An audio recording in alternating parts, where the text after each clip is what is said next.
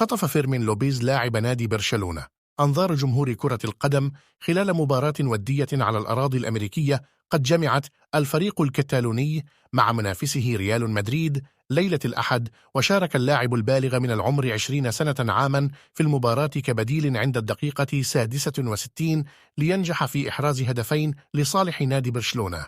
وتمكن فيرمين لوبيز من تسجيل هدف الفريق الكتالوني الثاني عبر تسديدة قوية من خارج منطقة الجزاء، وصناعة الهدف الثالث الذي سجله زميله فيران توريس.